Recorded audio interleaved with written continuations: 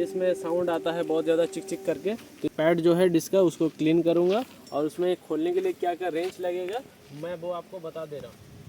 देख सकते हैं दोस्तों, ये जो डिस्क का यहाँ पे एलेंकी रहता है, यहाँ पे स्टार एलेंकी रहता है कुछ इस टाइप का। ये स्टार एलेंकी यहाँ पे ऐसे फंसेगा, ये नॉर्मल एलेंकी नहीं है, ठीक है। देख सकते हैं ये एक 12-13 नंबर का रिंग रेंच लगेगा, जो कि यहाँ पे जो 2 बोल्ट रहता है डिस्क में कैलिपर में जुड़ा हुआ, तो ये 2 बोल्ट को खोलने के लिए 12-13 नंबर का इस टाइप का एक आपको रिंग रेंच लगेगा।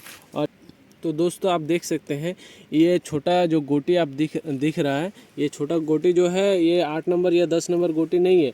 ये लगता तो ये टी हैंडल में है, लेकिन इसका जो गोटी का है वो स्टार एलेंकी के लिए बना हुआ है। देख सकते कुछ अलग टाइप का है वो, इसका कटिंग जो है देख सकते कुछ अलग टाइप का है, जो कि इस ये वाला नट को मैंने लूज़ कर लिया है जो बोल्ट है। और उसको लूज़ करने के बाद ये यहाँ पे जो आपका एक क्लिप आता है, देख सकते हैं ये जो छोटा सा एक क्लिप है, इसको निकालना पड़ेगा, नहीं तो ये क्लिप टूट जाएगा। देख सकते हैं, तो इसको मैं निकाल लेता हूँ सबसे पहले, उसके बाद इसका बोल्ट को निकालेंगे बाहर। देख सकते हैं ये छोटा सा क्लिप है दोस्तों, इसको सही से रखिएगा, फिर गिर जाएगा तो फिर ये जो डिस्क पैड ये साउंड करने लगता है बाद में। तो दोस्तों इसका जो बोल्ट है, ये बोल्ट निकालने से पहले आपको एक चीज़ याद रखना पड़ेगा। देख सकते हैं इधर एक छोटा सा क्लिप है, ये क्लिप को आप देख लीजिएगा कि कहाँ पे और किस टाइप से लगा हुआ है, नहीं तो फिर आपको समझने में बाद में बहुत दिक्कत आएगा। देख सकते हैं, तो इसको मैं निकाल लेता हूँ बोल्ट को, देख सकते हैं कैसे निकलेगा ये। तो देखिए दोस्तों इसका बोल्ट जो है निकल गया है स्टार लिंक वाला।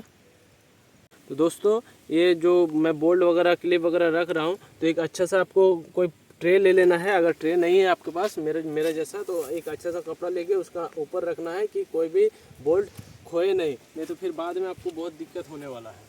तो मैंने इसका दोनों बोल्ट निकाल लिया है और देख सकते हैं इसका बोल्ट। अब मैं इसका डिस्क का जो कैलिपर है उसको मैं निकालूंगा और इसका जो डिस्क पैड है उसको मैं घिस के अच्छे से क्लीन करूंगा, फिर ये जो साउंड आ रहा है वो साउंड ख़त्म हो जाएगा।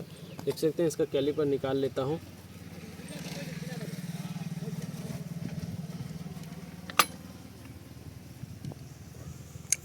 दोस्तों इसका जो ये डिस्क पैड है, देख सकते हैं डिस्क पैड तो अभी अच्छा है, लेकिन बहुत ज़्यादा डस्ट घुस गया है उसके अंदर, तो इसको अच्छे तरीके से क्लीन करना पड़ेगा। ये डिस्क पैड है, देख सकते हैं ये अभी बहुत अच्छा कंडीशन में है, कोई ख़राब नहीं हुआ, तो इसको मैं रिप्लेस नहीं करूँगा, मैं इसी को यूज़ करूँगा, इसको अच्छे से क्लीन कर दूँगा। और दोस्तों ये जो बाइब्री का जो डिस्क कैलिपर आता है केटीएम में, ये 4 पिस्टन रहता है, इसीलिए इसका जो डिस्क बाइट होता है, जैसे हम लोग टच कर देते हैं डिस्क ब्रेक को, तो पूरा एकदम अच्छे तरीके से जो बाइट करता है, जो डिस्क ब्रेक लगता है, तो ये 4 पिस्टन की वजह से लगता है। देख सकते हैं इसका जो डिस्क कैलिपर है 4 पिस्टन का। स्टार्ट। दोस्तों ये जो डिस्क पैड आप देख रहे हैं, ये डिस्क पैड अभी तो ये ख़राब नहीं हुआ, ये चलेगा। ये दोस्तों ये जो डिस्क पैड देख रहे हैं, ये दोनों डिस्क पैड ये 1900 कुछ रुपया आता है। ये सिंथेड है डिस्क पैड, जो ओरिजिनल केटीएम का डिस्क पैड आता है सिंथेड वही वाला है। तो इसका ब्रेकिंग बाइट इसीलिए बहुत तगड़ा रहता है, जैसे हम लोग कुछ ब्रेक मारते हैं तो फिर फट से वहीं पर रुक जाता है ये तो ये डिस्क पैड क्लीन कैसा होता है मैं आपको दिखा दे रहा हूँ। ये एक सीस पेपर लगेगा इस टाइप का, इसी से घिस के हम लोग इसको क्लीन करेंगे।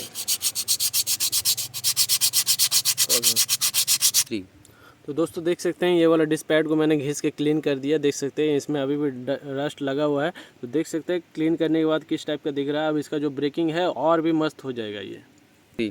तो दोस्तों अब हम लोग करेंगे इसको फिटिंग, और देख सकते हैं ये फिटिंग कैसे होता है मैं दिखा दे रहा हूँ। अच्छे से क्लीन कर लिया मैंने।